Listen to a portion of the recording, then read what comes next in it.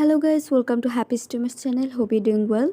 In this video I'm going to show you how to recover Discord account without email. So guys, at first go to your browser. Now tap on the search bar and search support.discord. Now tap on the first one.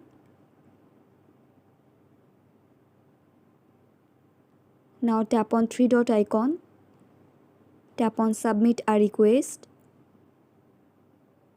Now tap on the box and select help and support. So guys, now you have to enter here your active email address because they will use this email address to contact with you. Now tap type of questions and select Discord account credentials. Swipe down. Now tap Discord account credentials and select forgot password. Now here give your subject.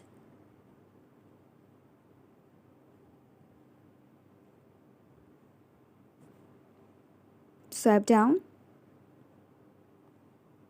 Now write here your descriptions.